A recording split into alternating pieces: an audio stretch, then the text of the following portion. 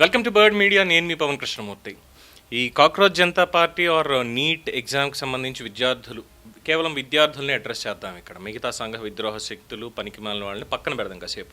సరే, వీళ్ళు చేస్తున్నటువంటి నిరసనకి సంబంధించి కాంగ్రెస్ పార్టీ వీళ్ళందరూ కూడా మద్దతు ప్రకటించారు. అలాగే కేంద్రం కూడా చర్చలకు సిద్ధంగా ఉంది. అయితే మీ దగ్గరకు మేము రాము, మీరే మా దగ్గరకు రావాలి, సెక్యూరిటీ ఇబ్బంది అవుతుంది అనుకుంటే జంతర్ మంతర్ దగ్గర ఎక్కడో ఒక చోట ఒక ప్లేస్లో కూర్చొని మాట్లాడదాం అని చెప్పని వాళ్ళు కూడా చెప్పారు. సరే, అది నడుస్తుంది.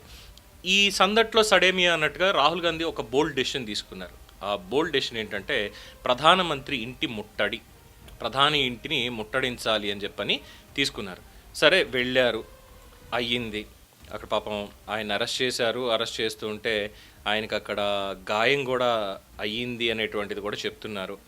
అండ్ సరే, గాయం ఇదంతా పక్కన పెడితే నిన్న వాళ్ళు మాట్లాడినటువంటి మాటలు ఇవన్నీ కూడా తీసుకున్న తర్వాత ఇక్కడ ప్రధానంగా అనిపించేది ఏంటి, కాంగ్రెస్ పార్టీ ఇలా మాట్లాడుతుంది, ఏకంగా ఇంత పెద్ద పోరాటానికి వచ్చేసింది, ప్రధాని ఇంటి ముట్టడిని చేసేయాలని చెప్పని అనుకున్నారు. ఎందుకంటే అక్కడ చాలా అత్యంత భద్రత కలిగినటువంటి ఫేజ్ 7 లోక్ కళ్యాణ్ మార్గ్. ఈ పరిసరాల్లోకి సామాన్యులైతే ఎవ్వరూ కూడా అంత తొందరగా వెళ్ళలేరు.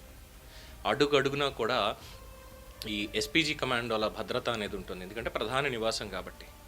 సో రాహుల్ గాంధీ, ఖర్గే, మిగతా వాళ్ళందరూ కూడా చాలా చక్కగా ఏదో we are going for a walking చేసుకోవడానికి వెళ్తున్నామని చెప్పుకుంటూ ముందుకు వెళ్ళిపోయి అక్కడ కూర్చుని 3.5 గంటల పాటు నిరసన చేసేశారు కదా. ఇప్పుడు కొత్త ప్రజాస్వామ్య అర్థం చెప్తున్నారు వాళ్ళు. ఏంటంటే నిరసన చేసే హక్కు మాది. అక్కడ ఉన్నటువంటి విద్యార్థులు సైతం నిరసన తెలియజేస్తున్నారు. మరి వాళ్ళ మీద ఇప్పుడు ఇలా చేస్తారా, నిరసన చేసే హక్కును కాలరాయడానికి మీరు ఎవరు అంటూ ప్రధానిని ప్రశ్నిస్తున్నారు. ఫైన్, బాగానే ఉంది. భావ ప్రకటన స్వేచ్ఛ, రాజ్యాంగం కల్పించినటువంటి హక్కు నిరసన చేయడం అనేటువంటిది, దాని ప్రకారం కాంగ్రెస్ పార్టీ చేసింది, బాగుంది. కానీ మరి కాంగ్రెస్ పార్టీ చేసేదేంటి అంటే, వాళ్ళు చేస్తే నిరసన, వాళ్ళు ప్రధాని ఇంటిని ముట్టడించవచ్చు. కానీ వాళ్ళ ప్రభుత్వం ఉన్నప్పుడు కాంగ్రెస్ ప్రభుత్వం ఉన్నప్పుడు నిరసన చెయ్యాలి అంటే అదేదో పెద్ద ఉగ్రవాద చర్య కింద అభివర్ణించారే. ఇది నేననట్లా, ఒక్కసారి ఈ వీడియో మీరే చూడండి. A process divorced from the machinery of an elected government that seeks to undo the checks and balances created to protect the supremacy of parliament of this house sets a dangerous precedent for our democracy. Today the proposed law is against corruption. Tomorrow the target may be something less universally heralded. It may attack the plurality of our society and our democracy. We are now emerging as one of the important players on the world stage. There are many forces that would not like to see India realize its true place in the community of nations. We must not play into their hands. We must not create an environment in which our economic progress is hijacked by internal dissension. We must keep our mind focused on the need to push ahead with economic progress. We read something from many years ago that we first quoted.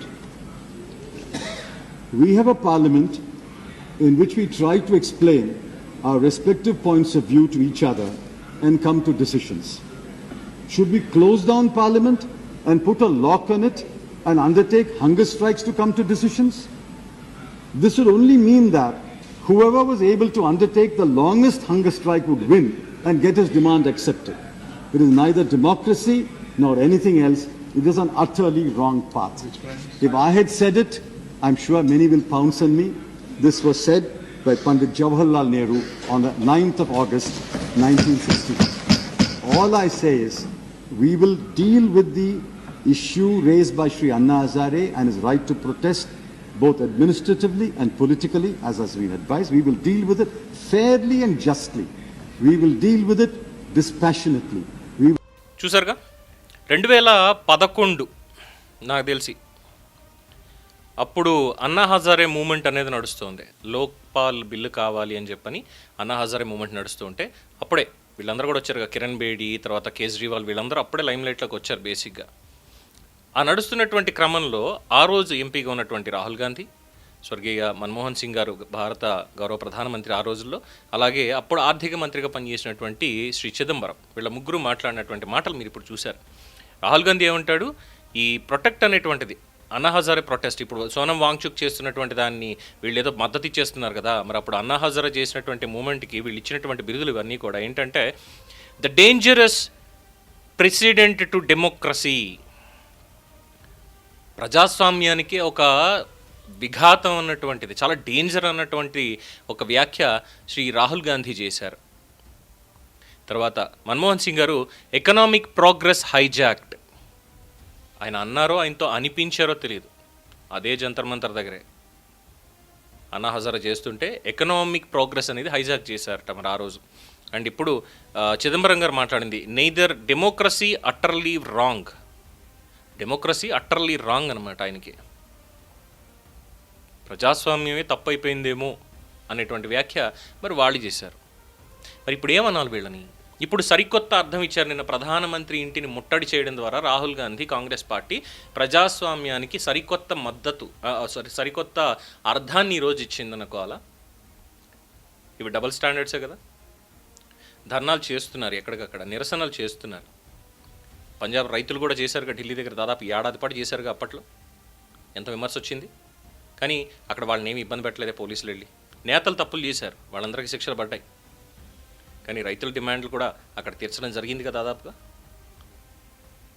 So అక్కడ స్వచ్ఛందంగా వచ్చారు, నిరసన తెలియజేశారు, ప్రభుత్వాన్ని కోరారు, ప్రభుత్వం దిగొచ్చింది. కానీ నిన్న జరిగినటువంటిది ఏంటి, అక్కడ ఢిల్లీలో జరుగుతున్నటువంటిది ఏంటి? టిప్పర్ లారీల్లో రాళ్లు ముందుగానే సర్ది చేసుకొని ముందుకు వచ్చారు. పిల్లలందరినీ కూడా ఉసిగొల్పినటువంటి వాళ్ళు. ఇందులో మొత్తం ఉద్యమాన్ని తప్పుపట్టడం అనేది, ఆ నిరసన కార్యక్రమాన్ని తప్పుపట్టడం ఎవరి ఉద్దేశం కాదు. ఎందుకంటే ఈ లీకేజీల వల్ల కావచ్చు, ఇంకో దాని వల్ల కావచ్చు, కొంతమంది విద్యార్థులు అకాల మరణం చెందారు, ఆత్మహత్య చేసుకున్నారు. వాళ్ళ తల్లిదండ్రులు కూడా ప్రొటెస్ట్లోకి వచ్చారు. ఇంకెవరికి మా పిల్లల లాంటి వాళ్ళ ఇబ్బంది మిగతా వాళ్ళు ఎవరికి కూడా కలగకూడదు, ఇంకా ఏ తల్లిదండ్రులకి ఈ కడుపు శోకం ఉండకూడదు అని చెప్పి వాళ్ళు కూడా వచ్చారు. నిజంగా వాళ్ళకి హ్యాట్స్ ఆఫ్. పిల్లల కోసం పోరాడడానికి ముందుకు వచ్చి శాంతియుతంగా పోరాడుతున్నారు వాళ్ళు. ఒక్క తల్లి తండ్రి కానీ రాయి పట్టుకున్నది లేదు, విసిరింది లేదు, ఏం చేయలేదు నిజంగా. కానీ ఇందులోనే ప్రజాస్వామ్యం పేరుతోటి, నిరసన పేరుతోటి ఉన్నటువంటిది ఈ సీజేపీ పార్టీ వాళ్ళు కొంతమంది కావచ్చు, మిగతా వాళ్ళు కావచ్చు, అసలు విద్యార్థులే రాలేదు బేసిక్గా. దాదాపుగా చాలామంది పని పాట లేకుండా ఊరికే వచ్చినటువంటి వాళ్ళు ఉన్నారు. దీని వెనకాల ఒక పెద్ద ఎజెండా ఉంది, which I will definitely tell you tomorrow 100%. దీని వెనకాల డీప్ స్టేట్ ఏముంది అనేటువంటిది, ఎక్కడి నుంచి ఉన్నటువంటిది, ఎవరు ఏం చేస్తున్నారు, బంగ్లాదేశ్కి దానికి ఏం సంబంధం, ఈ వివరాలన్నీ కూడా సమగ్రంగా సమూలంగా ఖచ్చితంగా రేపు మీకు అందజేస్తాను. అండ్ మరి కాంగ్రెస్ పార్టీ చెప్పినటువంటి ఈ సరికొత్త ప్రజాస్వామ్యం మీద మీ అభిప్రాయం తెలియచేయండి. చూస్తూనే ఉండండి ది బర్డ్ మీడియా. ఈ వీడియో మీకు నచ్చినట్లయితే లైక్ చేయండి, షేర్ చేయండి, సబ్స్క్రైబ్ చేయండి. మరిన్ని అప్డేట్ల కోసం మా వాట్సాప్ ఛానల్ను ఫాలో చేయండి.